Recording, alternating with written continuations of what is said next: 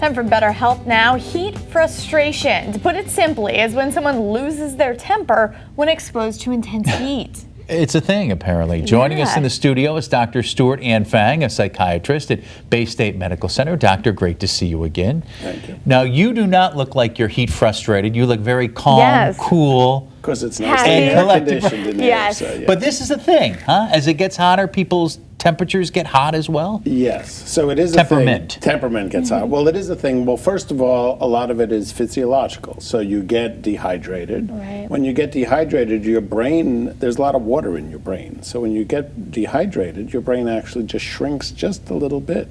And so you might get irritable, you might get headaches, you might feel dizzy, things like that. You might feel low energy. So very important is to stay well hydrated during this kind of weather. And when I say well hydrated, it doesn't mean drink lots of beer and alcoholic beverages, because those actually are diuretics, and those will make you even lose more water. So the first thing is to stay well hydrated.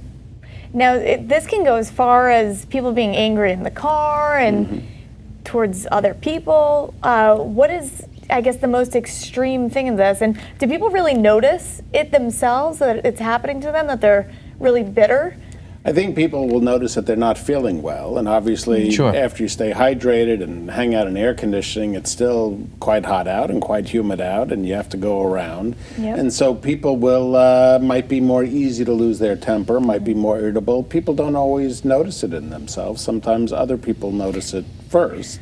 Like spouses. Like spouses, you know, co-workers, things like that. Right. You know, the important thing is to realize, you know, this is not unusual, and it's going to be a temporary thing. And while the heat may be difficult and the humidity might be hard, this too will pass.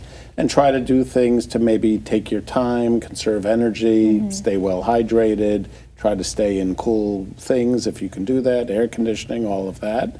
But don't overdo it on the alcohol, and don't overdo it on anything. Moderation is always the key. Yeah, that's not a good combo, So alcohol and heat. No, if you're feeling frustrated, maybe a little bit upset or even addled, there's a physiological reason for that. Absolutely. It is the heat. Are there ways that, I don't know, we can be proactive as far as making sure we don't overreact to things? I know you said staying cool. Staying cool, staying well hydrated, but should we be counting to 10 as well? I mean, are there little exercises we can do? Counting to 10 is always a good thing, right? If you want to sort of take deep breaths and sort of wait before you react, you know, when you're in a potentially irritating situation, things like that. Be patient with other people.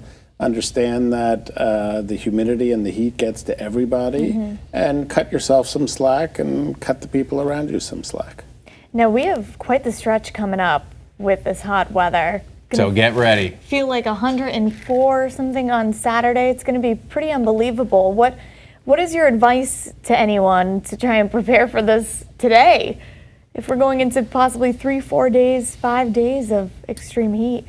Find a cool place to go to if you can. Canada. I'm sleeping on this couch. Yeah, not everybody is able to do that, obviously. Right. And, you know, there are people who don't have that ability to do that. So, you know, there are cooling shelters. There are places that other people can go to. The city does provide things like that.